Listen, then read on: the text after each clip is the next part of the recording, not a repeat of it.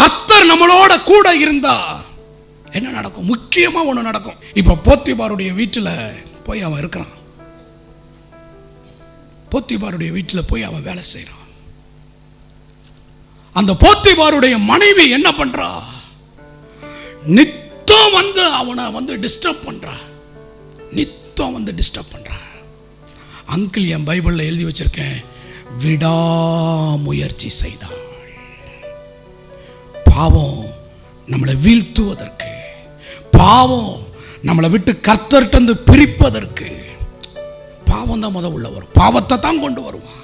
கர்த்தர் அருவருக்கிற காரியம் தான் நமக்குள்ள வரும்.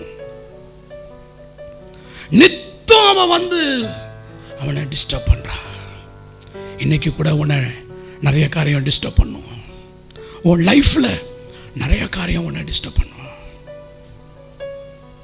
ஆனா அவன் என்ன பண்றானா கவனிக்கிறீங்களா? அவன் என்ன பண்றான் தெரியுமா? ஆரம்பத்தில் எடுத்த அந்த முடிவுல உறுதி அடைக்கிறான். நான் தேவனுக்கு பயப்படுகிறவன், இத்தனை பெரிய பொல்லாப்பான காரியத்தை நான் எப்படி செய்வேன்? காரணம் என்ன தெரியுமா? அங்க ஆண்டவருடைய வார்த்தை சொல்லுது, தம்பி தங்கச்சி, அவ தோத்து போனா. அவ நித்தம் வந்து டிஸ்டர்ப் பண்ணியும் என்ன பண்ண முடியல? யோசேப்பை மயக்க முடியல. யோசேப்பை பிரெயின் வாஷ் பண்ண முடியல. காரணம் என்ன தெரியுமா? கர்த்தர் கூட இருந்தார். ஆண்டவர் ஒரு மனுஷனோட கூட இருந்தா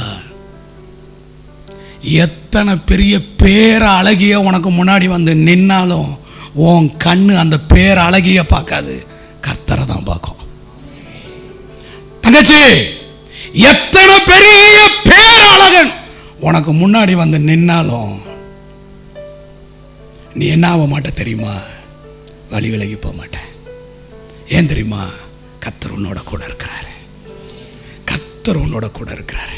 இன்னைக்கு நீ இந்த கேம்பஸ்ல இருந்து போகும்போது கர்த்தர் உன்னோட வரத்துக்கு ஆயத்தமா இருக்கிறாரு. கர்த்தரோட நீ போகணும். நீ கர்த்தரோட போகணும். நீ கர்த்தரோட போகணும். கர்த்தர் உன்னோட இருக்கணும்னா நீ என்ன செய்யணும்? கர்த்தரோட இருக்கணும். கர்த்தரோட எப்படி இருக்க முடியும்? இந்த வேத வசனத்தின் மூலமா. எப்படி? இந்த வேத வசனத்தின் மூலமா. இந்த வேத வார்த்தை தான் ஆண்டவர். இந்த வேத வார்த்தை, ஆதியிலே வார்த்தை இருந்தது, அந்த வார்த்தை தேவனா இருந்தது, அந்த வார்த்தை